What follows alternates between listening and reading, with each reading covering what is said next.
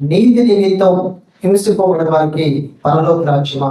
మత్తయి రాసిన సువార్త 5:10 మనం చదువుకున్నట్లయితే, నీతి నిమిత్తము హింసింపబడిన వారు ధన్యులు, పరలోక రాజ్యము వారిది. ఇక్కడ నీతి నిమిత్తం హింసింపబడటం, పరలోక రాజ్యం వారిది అన్నాడు. 3 విషయాలు మనం చూడాలి. 1వది నీతి, 2వది హింసింపబడటం, 3వది పరలోక రాజ్యం. మొదటగా ఆల్రెడీ మీకు కొన్ని వారాల కిందట చెప్పాను. నీతి అంటే ఏంటి? అబ్రహాము దేవుని నమ్మెను, అది అతనికి నీతిగా ఎంచబడింది. నువ్వు దేవుని నమ్మడం బట్టి నువ్వు నీతిమంతురాలుగా చేయబడుతున్నావు. ఎలా నీతిమంతుడిగా తీర్చబడ్డావంటే, ప్రభువు నీ కొరకు చనిపోయి, నీ కొరకు తన రక్తాన్ని కార్చి, నీ కొరకు తన ప్రాణాన్ని పెట్టి, నీ కొరకు సమాధిలో పెట్టబడి సజీవుడిగా 3వ దినాన్ని తిరిగి లేచాడు గనుక నీవు ఉంచిన విశ్వాసాన్ని బట్టి నువ్వు నీతిమంతుడిగా మార్చబడ్డానికి నువ్వేదో గొప్ప పని చేయలేదు. నువ్వు కేవలం నమ్మేవంతే, నువ్వు కేవలం విశ్వాసం ఉంచవంతే, నువ్వు కేవలం బాప్తిస్మం తీసుకున్నావంతే. నువ్వు తీసుకున్నటువంటి బాప్తిస్మమును బట్టి, ఉంచిన విశ్వాసమును బట్టి ప్రభువు నిన్ను ఎలా తీర్చాడు, ఎలా మార్చాడంటే నీతిమంతురాలుగా మార్చాడు. నీతి నిమిత్తం హింసింపబడి వారు ధన్యులు అన్నాడండి. నువ్వు ఉంచిన విశ్వాసాన్ని బట్టి నీకు హింస కలిగితే, నువ్వు ఉంచిన నమ్మకాన్ని బట్టి నీకు హింస కలిగితే నువ్వు ధన్యుడివి అన్నాడు. ఏంటి? విశ్వాసాన్ని బట్టి హింస కలుగుతుందా? నువ్వు ఉంచిన నమ్మకాన్ని బట్టి హింస కలుగుతుందా అంటే కలుగుతుంది. మొదటి శతాబ్దంలో అపోస్తలుల కాలంలో ఏం జరిగిందో మొదటగా కొన్ని మాటలు మనం చూద్దామండి. అపోస్తలుల కార్యములు 8వ అధ్యాయం మొదటి నుండి కొన్ని మాటలు చదువుతాం. దయచేసి అందరూ శ్రద్ధగా వాక్యాన్ని వెళ్దామండి. ఆ కాలమందు యెరూషలేములోని సంఘమునకు గొప్ప హింస కలిగినందున అపోస్తలులు తప్ప అందరూ యోదయ సమరయ దేశముల యందు చెదిరిపోయిరి. సంఘానికి హింస కలిగింది. ఎందుకు సంఘానికి మాత్రమే హింస కలిగింది? బయట వాళ్ళకి ఎందుకు కలగలేదు అంటే, సంఘానికి దేని నిమిత్తం హింస కలిగింది? వారు ఎవరినైనా కుట్టారనా?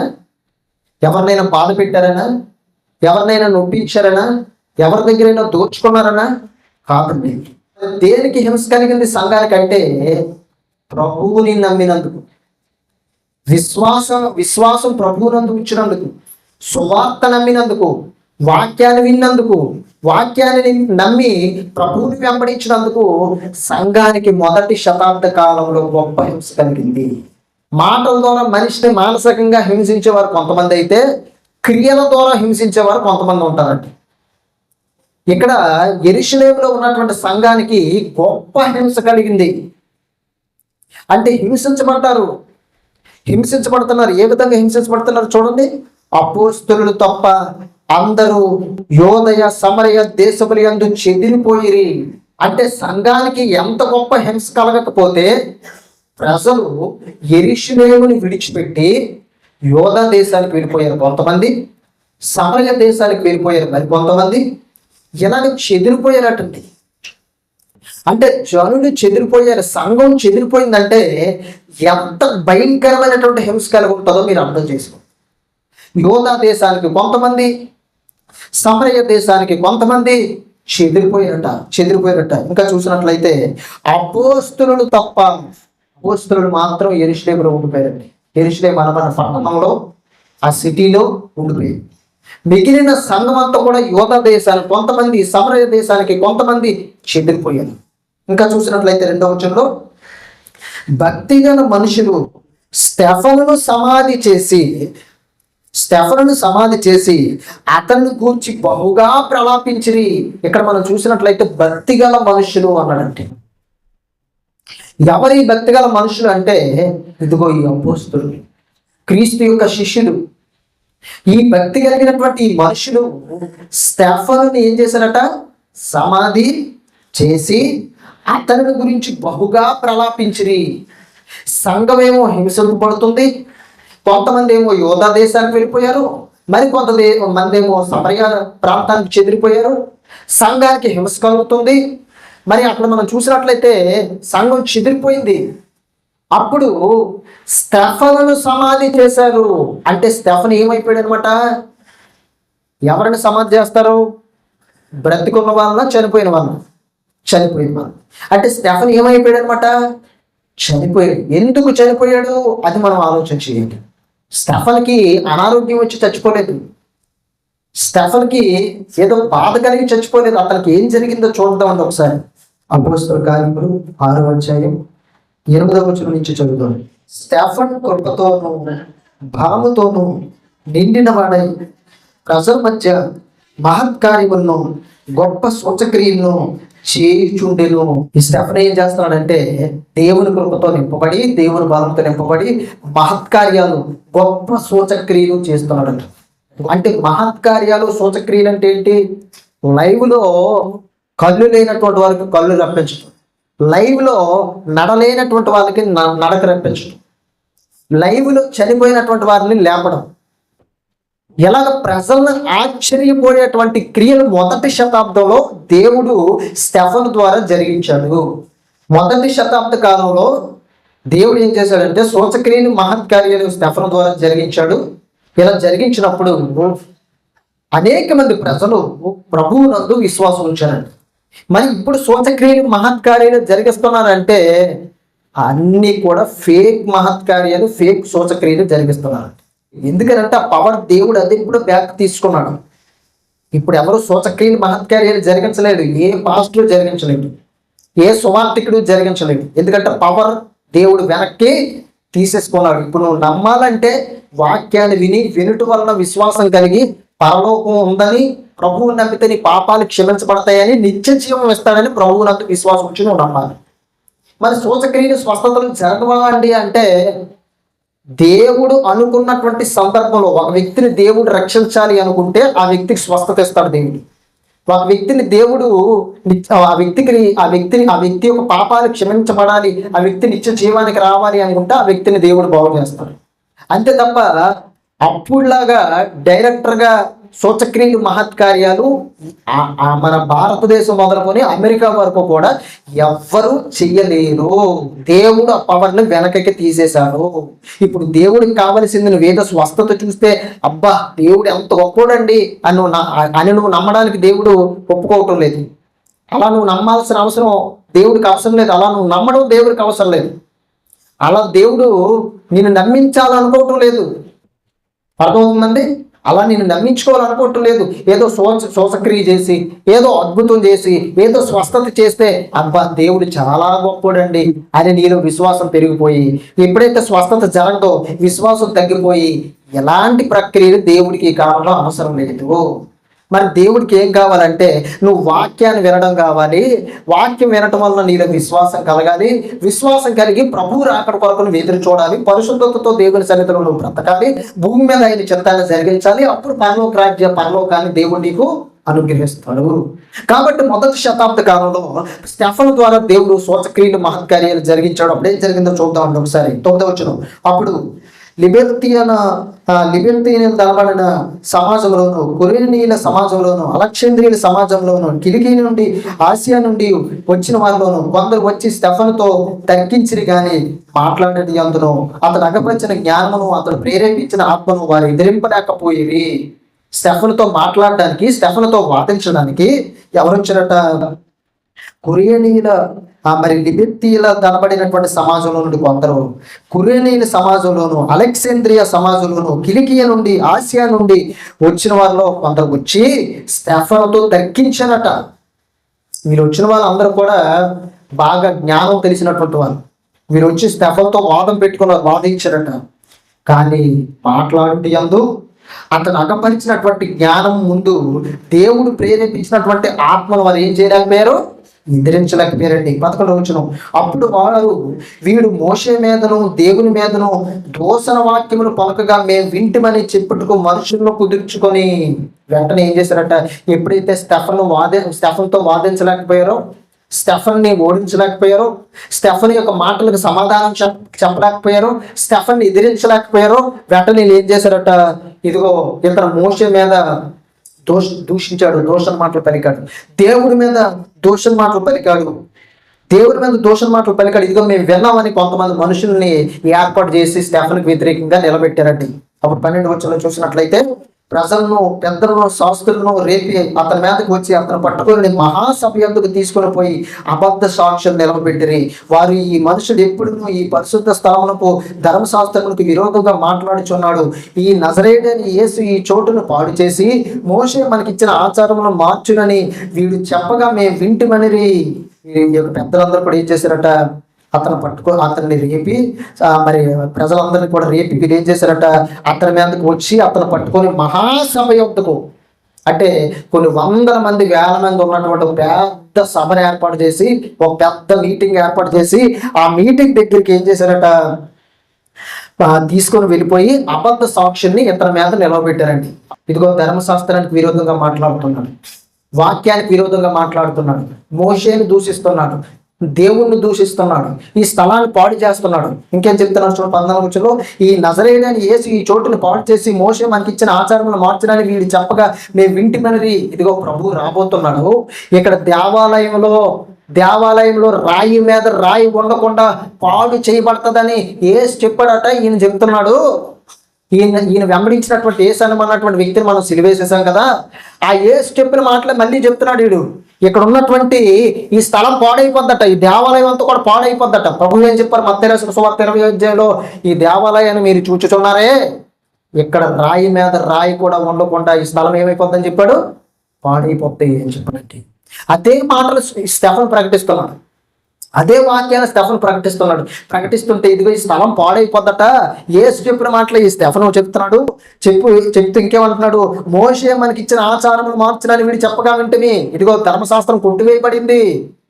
ఇదిగో క్రీస్తు ఈ విధమైనటువంటి ఆజ్ఞనిచ్చాడు, క్రీస్తు ఈ విధమైనటువంటి పద్ధతులు చెప్పాడు, క్రీస్తు ఈ విధమైనటువంటి వాక్యాన్ని చెప్పాడు, క్రీస్తు ఈ విధంగా నడుచుకోమని చెప్పాడు, క్రీస్తు ప్రేమ చూపించమన్నాడు అని ఇదిగో మన ఆచారాలన్నీ కూడా మార్చేసి కొత్త ఆచారం వీడు చెప్తున్నాడు.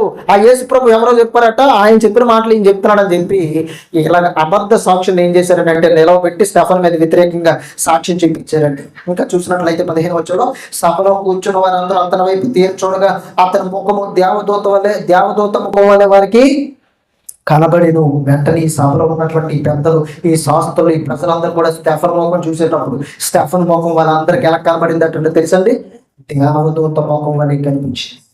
దేవదూత ముఖం వలె కనిపించింది. 7వ వచనం మొదటి మాట, ప్రధాన యాజకుడు ఈ మాటలు నిజమేనా అని అడిగాను.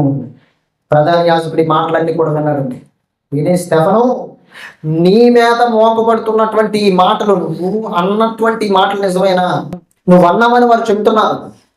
మోషేకి విరోధంగా మాట్లాడేవని, దేవునికి విరోధంగా మాట్లాడేవని, ఇదిగో ఈ యెరూషలేములో ఈ స్థలం పాడైపోద్దని, ఇదిగో యేసు అనబడినటువంటి వ్యక్తి ఆచారాలు మార్చేశాడని నువ్వు చెప్పవని ఇక్కడ చాలా మంది చెప్తున్నారు. ఇవన్నీ నిజమేనా అని అడిగినాడు.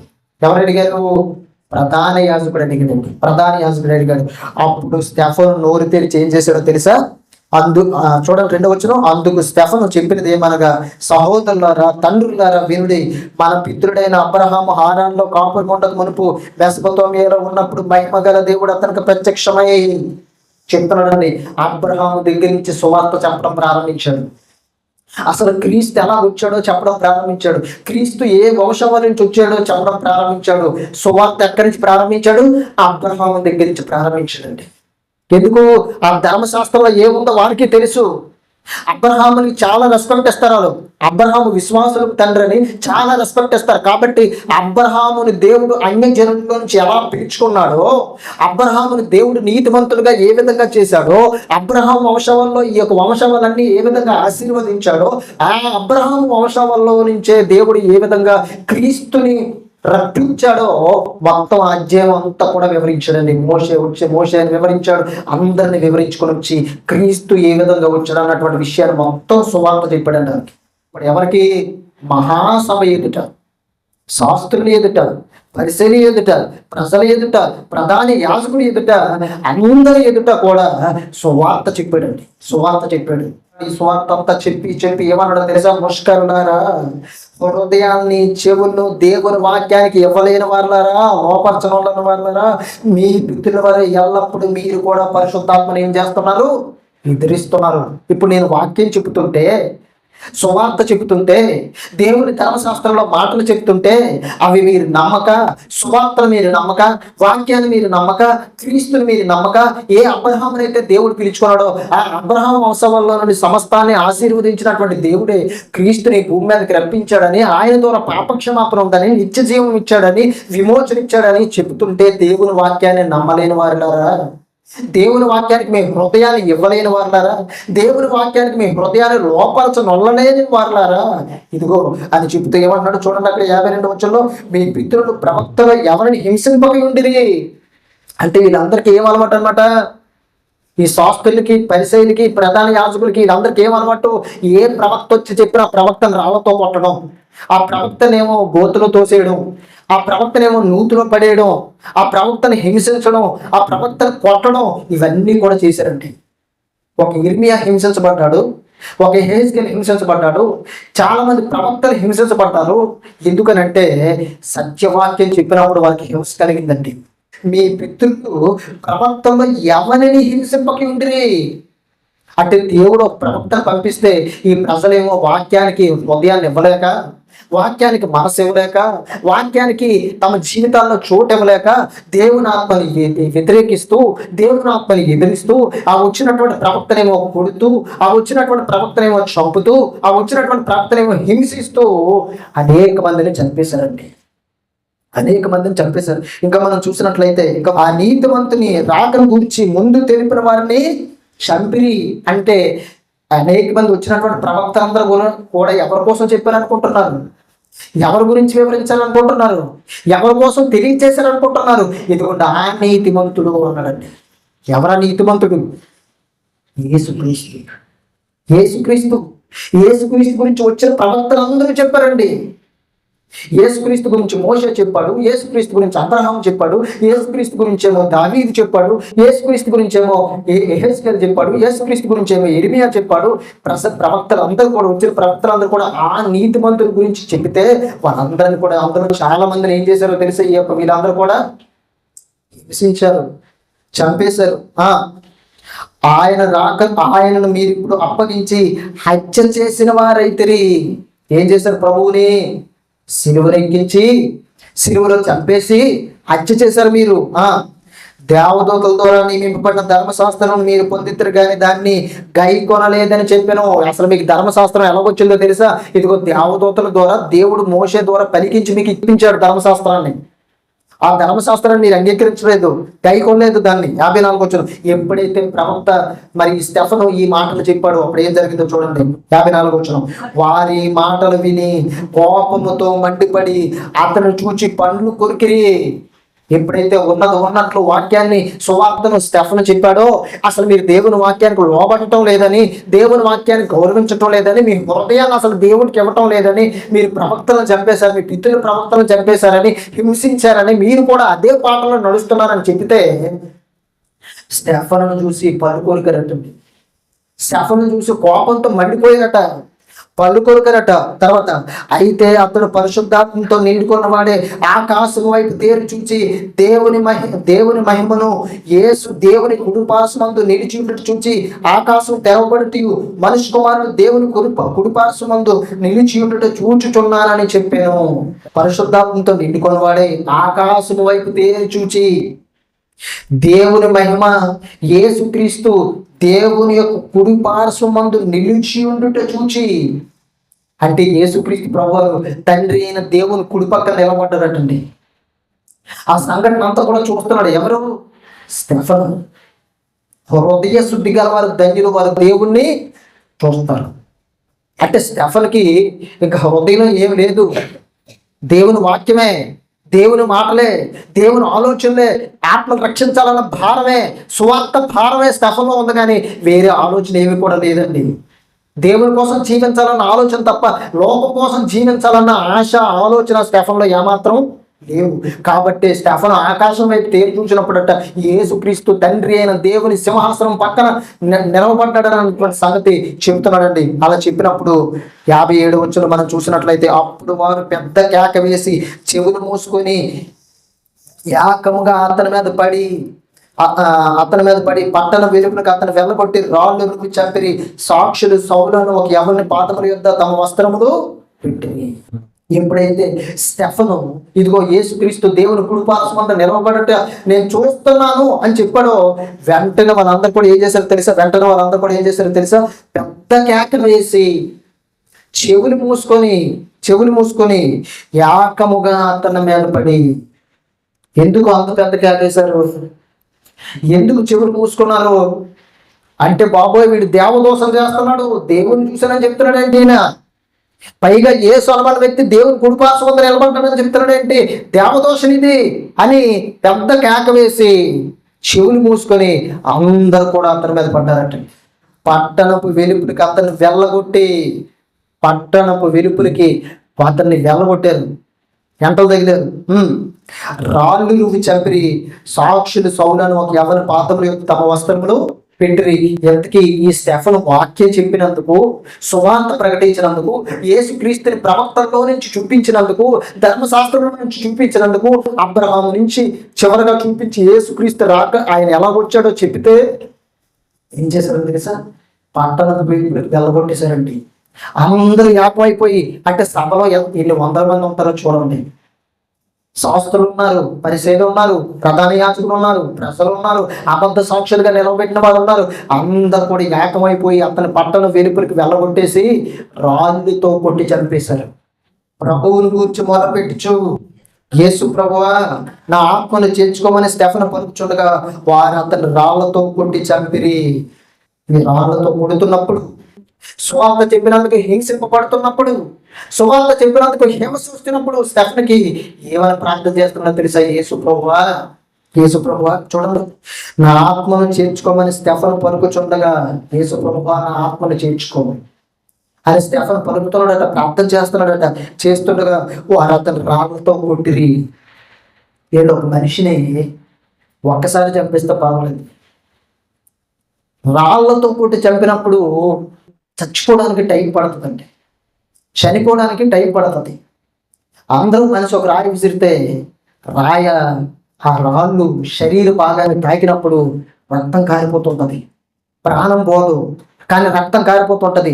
ఇంకా రాళ్ళు విసురుతూనే ఉన్నారు, రాళ్ళతో కొడుతూనే ఉన్నారు, కొట్టి ముద్ద చేస్తారండి స్టెఫన్. ఎందుకో తెలుసా? స్టెఫన్ దొంగతనం చేసి రాళ్ళతో పట్టబడినదండి, స్టెఫన్ వ్యభిచారం చేసి రాళ్ళతో కొట్టబడలేదండి, స్టెఫన్ ఎవరైనా మోసం చేసి రాళ్ళతో కొట్టబడలేదండి, స్టెఫన్ ఏదో దోచుకొని రాళ్ళతో కొట్టబడలేదండి. సువార్త చెప్పాడండి, వాక్యం చెప్పాడండి, ప్రభువుని గురించి చెప్పాడండి. అలా చెప్పినందుకు, సువార్త చెప్పినందుకు, ధర్మశాస్త్రాన్ని గురించి, ప్రభు ధర్మశాస్త్రంలో ఏ విధంగా అతని గురించి రాయబడిందో చెప్పినందుకు, సువార్త చెప్పినందుకు ఏం చేశారో తెలుసా? రాళ్ళతో కొట్టి స్టెఫన్ హింసించి చంపేశారండి. హింసించి మనిషి రాయి విసురుతుంటే ఆ రాళ్ళు దెబ్బలకి స్టెఫన్ శరీరంలో నుంచి రక్తం కారిపోతుంది.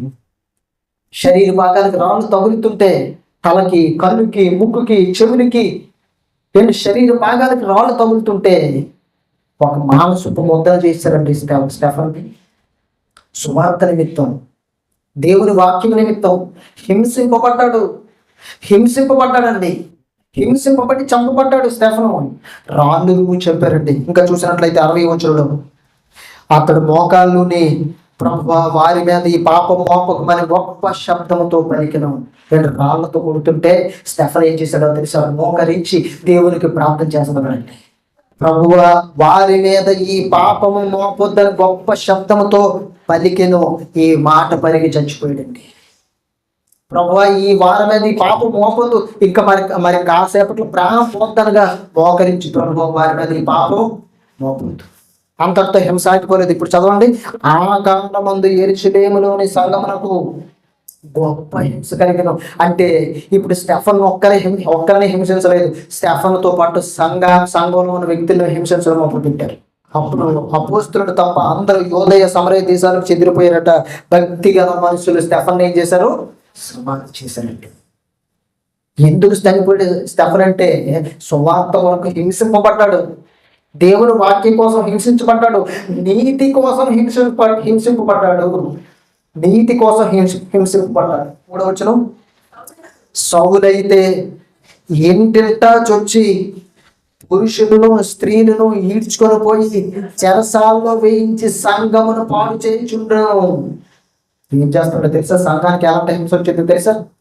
అపోస్తలుడైన పౌలు సౌలుగా ఉన్నప్పుడు ఏం చేస్తున్నాడో చూడండి. ఇక ప్రభు దగ్గరికి రాలేదు, మారు మనసు పొందలేదు.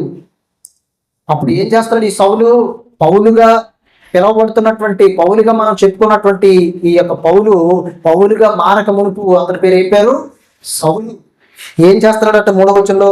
సౌలు అయితే ఇంటింటికి వెళ్ళి, ఇంటింటిలో చొచ్చి, అంటే ఇంటిలోకి దూరిపోయి, ఇంట్లోకి వెళ్ళిపోయి పురుషుల్ని స్త్రీలని ఈడ్చుకొని పోయి, అంటే ఈడ్చుకెళ్ళిపోతున్నాడు. సైనికులు తీసుకెళ్ళాడు. నువ్వు క్రైస్తవులా తీసుకొచ్చాను అండి. ఈడ్చుకెళ్ళిపోతున్నాడండి. ఈడ్చుకెళ్ళిపోతున్నారు పురుషుల్ని స్త్రీల్ని. ఇంకా మర్యాద తీసుకెళ్ళడం ఇంకేం లేదు, జాగ్రత్త తీసుకెళ్ళడం ఏం లేదు, ఈడ్చుకెళ్ళిపోవడమే రోడ్డు అంట. చూడండి ఎంత గొప్ప హింస కలిగిందో. ప్రభువుని నమ్మినందుకు నీతి నిమిత్తం ఏం కలుగుతుందంటే సంఘానికి హింస కలుగుతుంది, గొప్ప హింస కలుగుతుంది. ప్రభువుని నమ్మినందుకు, సువార్త ప్రకటించినందుకు, ప్రభువుని ఆరాధిస్తున్నందుకు ఏం జరుగుతుందంటే గొప్ప హింస కలుగుతుంది. పురుషుల్ని ఈడ్చుకొని వెళ్ళిపోతున్నారట, స్త్రీల్ని ఈడ్చుకొని వెళ్ళిపోతున్నారట. అలా ఈడ్చుకొని వెళ్ళిపోయి చెరసాలలో, జైల్లో వేయించేసారండి. నీతి నిమిత్తం హింసింపబడాలి. అలా హింసింపబడితే మనం ధన్యులవి అన్న సంగతి వాళ్ళకి అర్థమైపోయిందండి. సువార్త నిమిత్తం ప్రభువు నమ్మినందుకు మనం హింసింపబడితే మనం ధన్యులవి అన్న సంగతి వాళ్ళకి అర్థమైపోయింది. అందుకే కొట్టినా ఏమనలేదు, ఈడ్చుకొని వెళ్ళిపోతున్నా ఏమనలేదు, చెరసాల్లో వేయించినా ఏమనలేదు, స్టెఫన్ను చంపినా ఏమనలేదు. స్టెఫన్ను చంపుతున్నప్పుడు మోకాలేసి ఏమడిగాడో తెలుసా? ప్రభువా వీళ్ళని క్షమించని అడిగాడు. ఈ పాపం వాళ్ళ మీద మోపకు అన్నాడండి. సంఘంలో పురుషుల్ని స్త్రీల్ని ఈడ్చుకొని వెళ్ళిపోతుంటే, రోడ్ల వెంబడి ఈడ్చుకొని వెళ్ళిపోతుంటే, చెరసాలను వేస్తుంటే, హింసిస్తుంటే, సంఘంలో ప్రతి ఒక్కరికి హింస కలుగుతుంటే భరించారు. అలా భరించి సహించి ఓర్చుకుని దగ్గరగా మారిపోయారండి. ఎందుకు వాళ్ళ హింసను ఎందుకు భరించారో తెలుసా? ఎంతకి వాళ్ళ హింసను ఎందుకు తట్టుకున్నారో తెలుసా? ఎంతకి వాళ్ళ హింసని ఎందుకు ఓర్చుకున్నారో తెలుసా? ఈ హింస ఓర్చుకుంటేనే మనం ధన్యులమే. ఈ హింసను మనం సహిస్తేనే, ఈ హింసను మనం భరిస్తేనే ఇదిగో ప్రభు రాజ్యంలో మనం వెళ్తాం. లేకపోతే పరలోకం మనకు దక్కదు. చచ్చిపోవలసినటువంటి వారు ఏ రోజైనా చచ్చిపోతాం. అదేదో ప్రభు నిమిత్తం కొట్టబడితే, ప్రభు నిమిత్తం దూషించబడితే, ప్రభు నిమిత్తం చెరసాలలోనికి వెళ్తే, ప్రభు నిమిత్తం ఈడ్చుకొని పోబడితే అప్పుడు నిజంగా ధన్యుడు మనం. ప్రభువు చెప్పిన మాటలు వారి హృదయాల్లో నాటుకుపోయాయి. ప్రభువు చెప్పినటువంటి ధన్యతలు వారి హృదయాల్లో ఉండిపోయాయి. కాబట్టి వారు కొడుతున్నప్పుడు, ఈడ్చుకొని వెళ్తున్నప్పుడు, చంపుతున్నప్పుడు, రాళ్లతో కొడుతున్నప్పుడు సహించారు, భరించారు, ఓర్చుకున్నారు. కారణం ఏంటంటే పరలోకానికి వెళ్ళాలన్న ఒకే ఒక ఆలోచన అండి. పరలోక రాజ్యం వారిదన్నాడు ప్రభు, వారిది. హింసింపబడేవారు హింసను తట్టుకుంటే ఆ హింస నిమిత్తం పరలోకం ఇస్తానన్నాడండి దేవుడు. పరలోకం ఇస్తానన్నాడు. నీ జీవితంలో నువ్వు ప్రభువుని నమ్మినందుకు, నీ జీవితంలో వాక్యాన్ని నువ్వు నమ్మినందుకు, నీ జీవితంలో ప్రభు దగ్గరికి నువ్వు వచ్చినందుకు, సంఘానికి నువ్వు వచ్చినందుకు, నీ యొక్క కుటుంబీకులు ఒకవేళ నేను హింసిస్తే, నీ బంధువులు నేను హింసిస్తే, నీకు తెలిసినటువంటి వారు ఏదైనా దోషణ మాటలు పలికితే, నీకు తెలిసినటువంటి వారు ఏదైనా నిన్ను బాధ పెట్టే మాటలు, గాయపరిచే మాటలు, నీ హృదయాన్ని నొప్పించే మాటలు పలికినప్పుడు నువ్వు సహిస్తే నువ్వు ధన్యురాలు. నువ్వు భరిస్తే నువ్వు ధన్యురాలవి. ఒకవేళ నిన్ను కొట్టినా నువ్వు సహించాలి, భరించాలి, ఓర్చుకోవాలి, క్షమించాలి. అప్పుడే నువ్వు ధన్యురాలవి. మొదటి శతాబ్దం అలాగే చేశారండి. ప్రభువు నమ్మినందుకు, విశ్వాసం ఉంచినందుకు, ప్రభు నామమందు విశ్వాసం ఉంచి నీతిమంతులుగా చేయబడిన ఆ నీతి కొరకు ఏం చేశారు తెలుసా? సహించారు, భరించారు, ఓర్చుకున్నారు. ఎందుకంటే పరలోకం వెళ్ళాలన్న ఒకే ఒక ఆలోచన. నువ్వు కూడా ప్రభువు నమ్మినందుకు ఎవరైనా నిన్ను దూషించినప్పుడు, ద్వేషించినప్పుడు, వెలివేసినప్పుడు నువ్వు భరించాలి, సహించాలి, ఓర్చుకోవాలి. అప్పుడే నువ్వు ధన్యురాలు. నువ్వు ప్రభువు నమ్మినందుకు నిన్ను ఫంక్షన్కి పిలకపోతే, ప్రభువు నమ్మినందుకు నిన్ను వారి ఇంటిలోనికి రానివ్వకపోతే నువ్వు ధన్యురాలు. పరలోక రాజ్యం నీది అని చెప్పాడు. వారిది కాదు, పరలోక రాజ్యం నీకు ఇస్తానన్నాడు దేవుడు. శతాబ్దంలో ఉన్న సంఘం ఉన్నారు కదా, ఈ సంఘానికి ఏం కలిగింది? గొప్ప హింస కలిగింది. ఎలాంటి హింస? ఇంట్లోకి వెళ్ళిపోయి పురుషుల్ని స్త్రీల్ని కాలరు పట్టుకొని ఈడ్చుకెళ్ళిపోయారు. ఎక్కడ వేసేసారు? చెరసాలలో వేసేసారు. చెరసాలలో వేసేసారు. ఇలా చెరసాలలో వేసేటప్పుడు బాబోయ్ బైబిల్కి ఒక దండం, ఈ ప్రభువుకు ఒక దండం, ఇదేంటిది ప్రభువు నమ్ముకుని జైల్లోకి వెళ్తామా? వద్దు బాబోయ్, నాకు ఎలాంటి దేవుడు వద్దు అనుకున్నారా? ప్రభు కోసం ఏమి ఇచ్చారో తెలుసా? ప్రాణం ఇచ్చారు. ఎందుకు చెప్పమంటారు తెలుసా? దేవుడు అంటే ఏంటో వాళ్ళకి అర్థమైంది కాబట్టి. దేవుడు అంటే ఏంటో నీకు అర్థం అవ్వకపోతే నీ జీవితం అంతా కూడా అవసరాల మీదే ప్రభు దగ్గరికి వచ్చి ఆరాధిస్తాం. ఈరోజు కొన్ని వందల వేల మంది లక్షల మంది క్రైస్తవులు అదే పరిస్థితిలో ఉన్నారండి. వాళ్ళకి కావలసిందంతా పరలోకం అవసరం లేదు, వాళ్ళకి నిత్య జీవం అవసరం లేదు, వాళ్ళకి అక్షయమైన శరీరం అవసరం లేదు, వాళ్ళకి అసలు ప్రభువే అవసరం లేదు. వాళ్ళకి ప్రార్థన చేస్తే మాకు స్వస్థత రావాలి, ప్రార్థన చేస్తే మాకు వివాహం జరగాలి, ప్రార్థన చేస్తే గర్భఫలం రావాలి, ప్రార్థన చేస్తే అనారోగ్యం తొలగిపోవాలి, ప్రార్థన చేస్తే మా సమస్యలన్నీ తీరిపోవాలి. ఇది ఒక్కటే బేసిక్, ఇంకేమి లేదు. అందుకే ఉపవాస ప్రార్థనలు ఏంటి, హాలిడే ప్రార్థనలు ఏంటి, ఆదివారం చర్చకి రావడం, పూటాలు, ఇవన్నీ కూడా దేనికంటే పరలోకం వెళ్ళడానికి కాదండి. పరలోకం వెళ్ళడానికి కాదు, నిత్య జీవం పొందుకోవడానికి కాదు, మరి దేనికంటే వారి అవసరతలు తీరడానికి మాత్రమే ప్రభువు. ఈరోజు కొన్ని లక్షల మంది, కోట్ల మంది క్రైస్తవులు నరకానికి అతి సమీపంగా ఉన్నారన్న సంగతిని మీరు అర్థం చేసుకోండి. కొంతమంది మనుషుల్ని ఏర్పాటు చేసుకొని ఆ మనుషుల ద్వారా అబద్ధపు సాక్ష్యాలు చెప్పిస్తూ ఏం చేస్తున్నారు తెలుసా? ప్రజలను మోసం చేస్తున్నారు. దేవుడికి కావాల్సింది అది కాదండి. దేవుడికి కావాల్సింది అబద్ధ సాక్ష్యాలు కాదు. దేవుడికి కావాల్సింది అబద్ధ బోధలు అంతకంటే కాదు. దేవుడికి కావలసింది నువ్వు ఆయన్ని యథార్థంగా ఆరాధించడం కావాలి.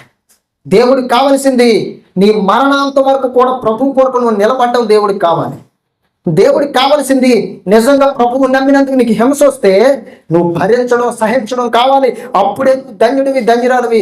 పరలోకం ఎవరికి ఇస్తారో తెలుసా? దేవుడు అలాంటి వారికి పరలోకం ఇస్తాడండి. ఆ దినాన్ని అనేక మంది ప్రభు దగ్గరికి వచ్చి, ప్రభువా మేము నీ నామమును దెయ్యములు వెళ్ళగొట్టలేదా, అద్భుతములు చేయలేదా, సూచక్రియలు జరిగించలేదంటే ప్రభు ఏమంటాడో తెలుసా? అక్రమం చేసేవాళ్ళు మీరెవరో నాకు తెలియదు పొండి అని చెప్తాడండి. ఈరోజు ప్రభు యొక్క రెండవ రాత్రిలో జరగబోయేది అదే. అర్థమైందండి?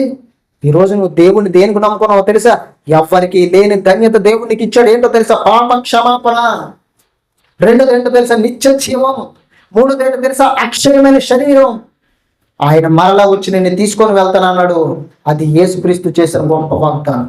భూమి మీద ఉన్న ఈ చిన్న చిన్న అవసరాల కోసం, భూమి మీద ఉన్నటువంటి చిన్న చిన్న కోరికల కోసం, భూమి మీద ఉన్నటువంటి నీకు ఉన్నటువంటి సమస్యల కోసం నీ విశ్వాస జీవితాలు కోల్పోయే పరిస్థితిలో ఉన్నావా? నీవు చిన్న చిన్న అవసరాల కోసం ప్రభువుకు దూరం అయిపోయే పరిస్థితిలో ఉన్నావా? నీవు లోకాశలను చూసి ప్రభు దగ్గరికి రాలేని పరిస్థితిలో ఉన్నావా? ఒకసారి అర్థం చేసుకోవాలండి. మొదటి శతాబ్దంలో ఉన్న క్రైస్తవులకు గొప్ప హింస కలిగినప్పుడు జైల్లోకైనా వెళ్ళిపోయారు, కానీ ప్రభువును విడిచిపెట్టలేదు. కారణం ఏంటంటే ప్రభు అంటే ఏంటో, వాక్యం అంటే ఏంటో, పరలోకం అంటే ఏంటో, నిత్య జీవం అంటే ఏంటో వాళ్ళకి తెలుసు కనుక వాళ్ళు ప్రభువును విడిచిపెట్టలేదండి. అంటే మీరు చేస్తే దేవుడు మేలు చేయకపోతే నీకు దేవుడు కాదనుకుంటే నువ్వు అవసరం లేదండి దేవుడికి. నువ్వు దేవుని కోసం నిలబడితే పరలోకం. కాబట్టి నీతి నిమిత్తం మొదటి శతాబ్దంలో ఉన్న సంఘం గొప్ప హింస కలిగినప్పుడు తట్టుకున్నారు, సహించారు, భరించారు, ఓర్చుకున్నారు. పరలోక రాజ్యాన్ని స్వతంత్రించుకోవడానికి రెడీగా ఉన్నారు. ఏంటి? పరలోకం గొప్పదా? స్వస్థత గొప్పదా? పరలోకం గొప్పదా? వివాహం గొప్పదా? పరలోకం గొప్పదా? గర్భఫలం గొప్పదా? పరలోకం గొప్పదా? నీ అనారోగ్యం పోవడం గొప్పదా? పరలోకం కంటే ఏది గొప్పది కదా. వీరు ఎందుకు తెలుసా జైల్లోకి వెళ్ళిపోయారు? వీరు ఎందుకు తెలుసా ఈడ్చుకొని వెళ్ళిపోయినా ఏమనలేదు? స్టెఫన్ రాళ్ళతో కొడుతున్న ప్రభావాన్ని క్షమించారు ఎందుకన్నాడో తెలుసా?